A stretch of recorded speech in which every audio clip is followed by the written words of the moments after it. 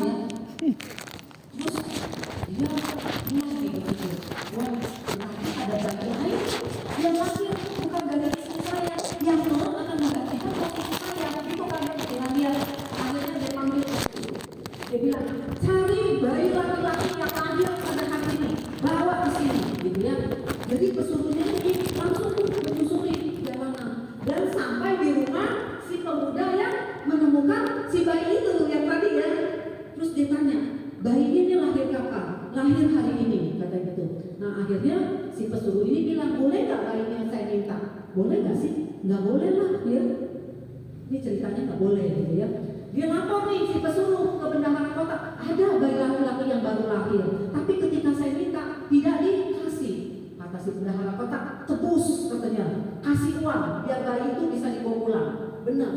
Akhirnya tawar menawar ya, dengan 1000 keping emas ya, bayi ini bisa diambil.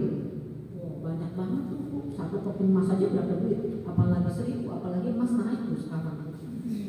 Iya. Nah, terus ya Bapak Ibu, akhirnya bayi ini kan dibawa nih. Terus bendahara kota bilang, oh, jadi bayi ini yang akan menggantikan saya tidak akan kasih kesempatan, gitu kan Bapak Ibu. Dia bilang sama pesuruhnya, bawa ke tempat pembakaran mayat nih bayi, katanya. Taruh situ, biar diinjak-injak sama kambing, katanya gitu kan. Bayi itu ditaruh, benar Bu. Tapi jangan pulang ya, lihat sampai bayi itu mati, baru kamu bawa pulang. Lihat nih Bu, karena bayi si bayi ini nih, lihat nih, yang melindungi kita siapa Bu? Diri sendiri, lihat nih. Si bayi kan sudah taruh nih, ya, di sekitar tempat pembakaran mayat. Harusnya sih keinjak nih sama kambing-kambing gitu ya. Lihat nih karmanya. Begitu si bayi ini ditaruh, ya, di atas rumput, ada ibu kambing Bu. Ibu kambing lewat nih, ya rombongan. Ini bayi, ya. Begitu si ibu kambing lewat, dia melangkahi si bayi. Dan ketika susunya si ibu kambing ini menyentuh si bayi, dia minum tuh, nyusu dia sama si kambing. Karena bayi enggak. Karena dari lahir dia udah gak dikasih susu gitu. Sampai akhirnya dia nyusu sama kambing gitu kan. Nah, jadi kambingnya juga diri aja gitu. Pas dia nyusu bayi, kambingnya gak jalan, dia diri aja gitu kan. Nah si pengembala ini bingung, kok ini kambing gak jalan-jalan gitu ya. Begitu dilihat, wah ada bayi Bapak Ibu, diambil, dibawa pulang. Pesuruhnya lihat kan, bayinya selamat, dia lapor ke bendahara kota.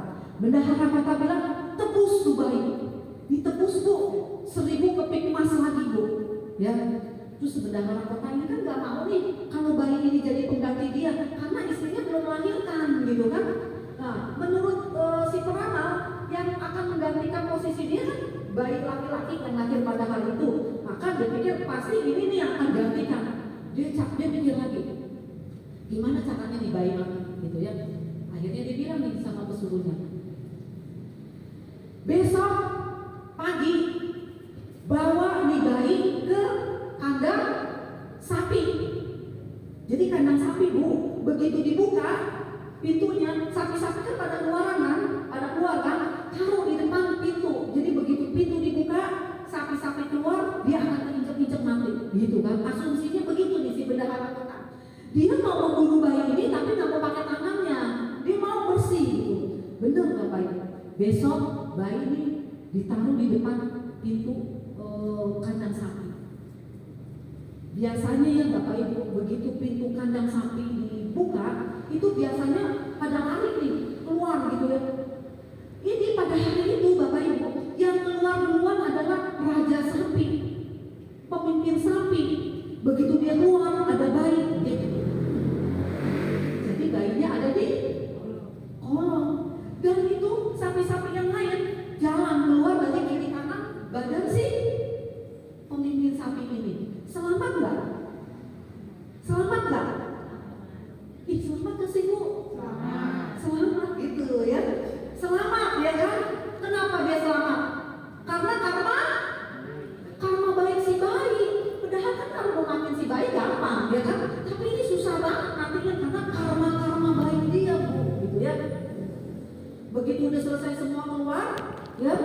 Si pemilik bingung, ini kepala sapi, raja sapi, ibaratnya raja sapi, kok nggak jalan-jalan ya? Begitu dilihat, ada bahan, diambil, dilihat sama pesuruhnya, dia lapor lagi ke bendahara kota, ditebus lagi 1000 keping uang emas. Udah berapa tuh? Coba hitungin. Berapa Bu? Kalau ibu cepet tuh hitung duit. Bapaknya diam, ibunya cepat karena biasanya bapak nyetor duit kan, jadi hitung gitu ya. Gitu Bu, dibawa lagi ke bendahara kota. Bendahara kota mikir lagi, gimana caranya nih bayi mati gitu kan? Dia ketemu lagi di akal. Besok katanya ya, pagi-pagi buta kamu bawa tuh ke ada tuh namanya satu jalan ya, satu jalan kecil di mana di situ biasanya para pedagang dengan gerobaknya yang ditarik oleh kerbau itu biasanya lewat. Jadi jalan apa namanya kalau satu jalan itu? Jalan setapak. Iya. Ibu serius banget sih Bu. Jadi jalan setapak tapi bisa dilewati hanya satu gerobak. Jadi yang lain ikutin di belakang ya. Itu para pedagang biasanya pagi-pagi begitu ya. Jadi gerobaknya itu ditarik sama kerbau gitu ya. Taruh di situ katanya. Jadi nanti dia mati keinjak-injak sama kerbau dan gerobak katanya. Lihat nih Bu, karma baik si bayi ini, lihat ya. Begitu si bayi ini ditaruh ya, itu kan rombongan gerobak kan masih jauh kan ya.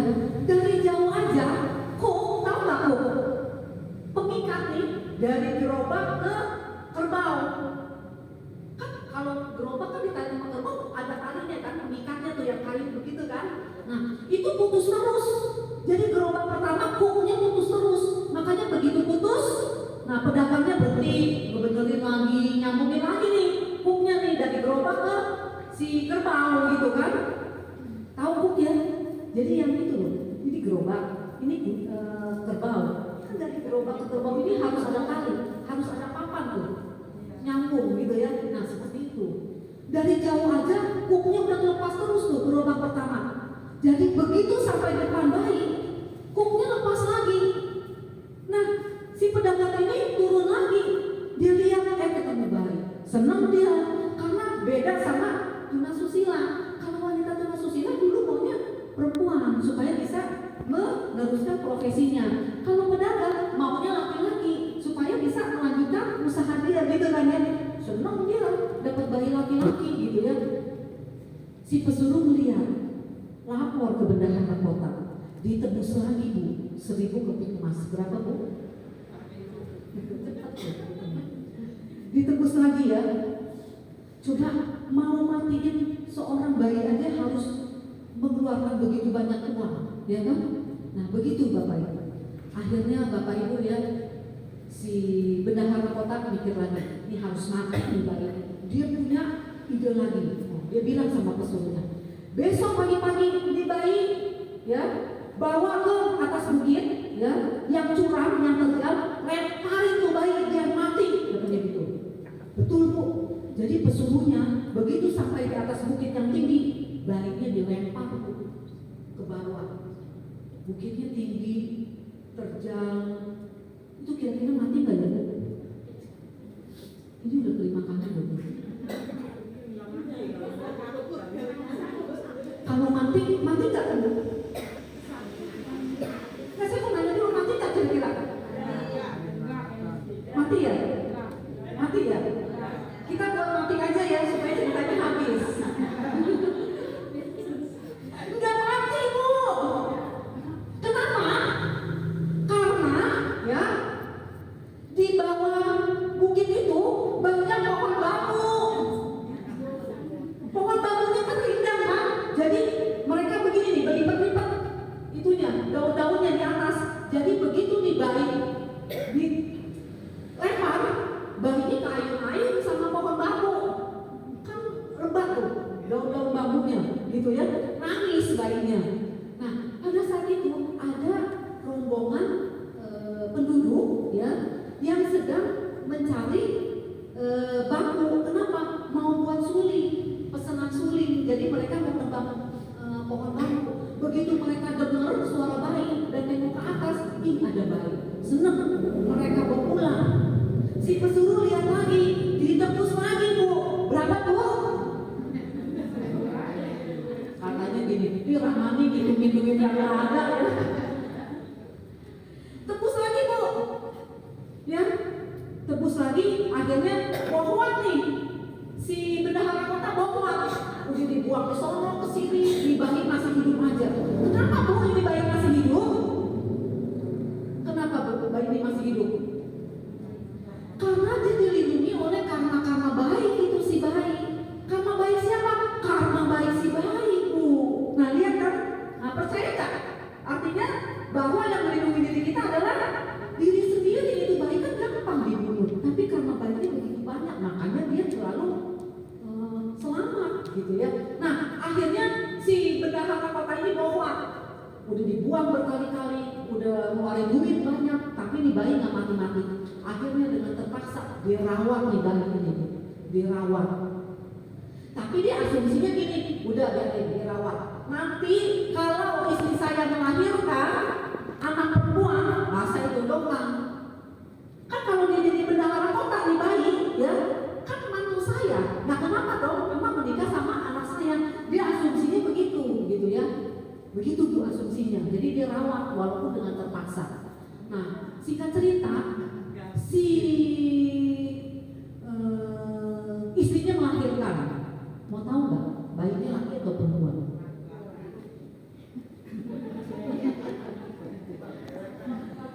Laki atau perempuan bu? Laki ya?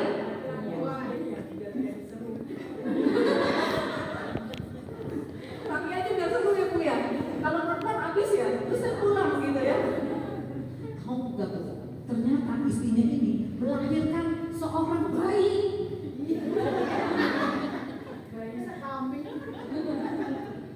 Kan bisa bayi kucing, bayi kambing, kan saya bilang seorang bayi, bayi gitu ya. Bayi ini jenis kelamin ya.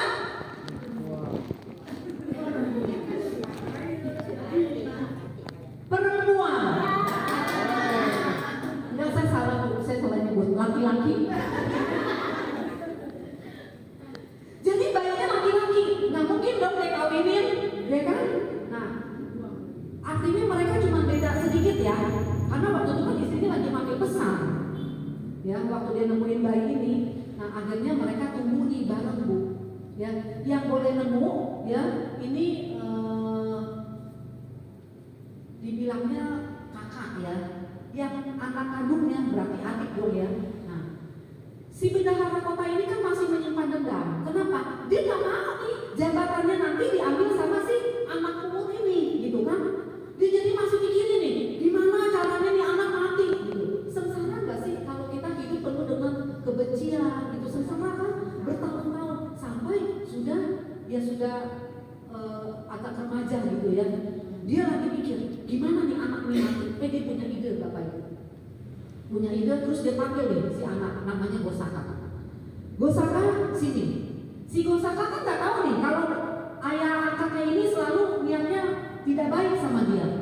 Gosaka katanya gitu kan, dia bilang nih, kamu nanti ke rumah teman ayah, katanya. Dia kasih tahu dia tempatnya. Nanti begitu ketemu sama teman ayah, teman ini tukang periuk bu. Tahu nggak tukang periuk apa? Tukang periuk itu yang bikin kayak keramik-keramik, buji, gitu-gitu, kayak tembikar. Nah, dia bilang gitu, nanti ya begitu kamu sampai ketemu dengan teman ayah, katakan begini, laksanakan apa yang diperintahkan oleh ayah saya. Ingat ya, jadi si Gosaka ini nggak bisa baca, nggak bisa nulis bu, karena dia nggak disekolahin sama papanya. Ya kan, papanya nggak mau dong nyekolahin dia, kan ini saingan anaknya kan. Kalau anaknya nih, anak kandungnya nih pinter, bisa baca, bisa nulis gitu. Tapi si Gosaka nggak bisa, karena memang dia tidak disekolahkan. Makanya dia bilang gitu, nanti kalau ketemu teman ayah, bilang, laksanakan perintah ayah saya, gitu bapak ibu. Nah, waktu di tengah jalan, si Dede ini lagi main bu, lagi main marmer. Ya marmer tuh kira-kira kayak kelereng gitu ya. Tapi si adiknya ini kan nggak bisa nih, nggak bisa main. Jadi kalah terus dia. Begitu ngelihat kakaknya lagi lewat, dia manggil, kakak, Si kakak bilang, iya kakak mau disuruh sama ayah ke rumah teman ayah, kata gitu. Udahlah kak, saya aja kak yang gantiin ke tempat teman ayah. Kakak mainin teman saya biar menang, karena saya kalah terus gitu kan. Nah karena didesak terus dan si Gosaka ini sayang sama dedeknya, akhirnya mereka tukeran posisi nih bu, ya. Yang ke rumah teman ayahnya anak kandungnya ya kan. Nah anak tunggunya main kelereng gitu karena dedeknya ini minta supaya kelereng yang kalahnya balik gitu ya. Sampai sore nih ditungguin, kok dedeknya nggak balik-balik. Akhirnya si kakak pulang nih. Begitu pulang, ayahnya hampir semaput. Kenapa? Dia lihat si Gosaka pulang gitu. Dia tanya, hei Gosaka, kamu pulang? Iya ayah. Kamu sudah ke rumah teman ayah? Dia cerita akhirnya Gosaka bahwa dia gantian bertukar posisi sama adiknya. Hampir semaput dia Bapak Ibu. Kenapa? Karena yang dibawa pesan itu adalah laksanakan perintah yang ayah saya katakan, artinya harus dilempar ke perapian, ke pembakaran itu api, ya seperti itu, ya karena adiknya yang bertukar posisi, jadi yang mati siapa? Adiknya yang dilempar ke perapian karena bertukar posisi kan? Itu karena baik nggak buat si itu, buat si Gosaka bertukar posisi gitu, tanpa dia inginkan gitu ya. Artinya yang melindungi dia karena baik, harusnya kan dia mati kan? Seperti itu. Papanya hampir semaput karena apa? Dia tahu yang mati ini anak kandungnya, bukan si Gosaka, gitu ya. Nah gitu Bapak Ibu. Itu sudah sekian kali ya dia berusaha membunuh si Gosaka dari bayi tapi nggak bisa. Nah akhirnya Bapak Ibu, singkatnya si Gosaka tumbuh menjadi pemuda yang tampan Bapak Ibu. Tampan Bu. Kayak ngomong kayak ini di luar gitu. Jadi si Gosaka ini tumbuh menjadi pemuda tampan, ya. Tapi dia bego Bu, nggak bisa baca, nggak bisa nulis, nggak bisa berhitung karena nggak pernah disekolahin sama papanya, gitu ya. Si papanya ini masih mencari cara supaya si Gosaka mati. Dia nggak rela tuh jabatan dia diambil sama si Gosaka, walaupun anak kandungnya sudah mati, ya. Dia bilang gini, ini yang terakhir nih, yang khawatir. Gosaka, kamu pergi ke rumah teman ayah, ya, melewati hutan katanya gitu ya.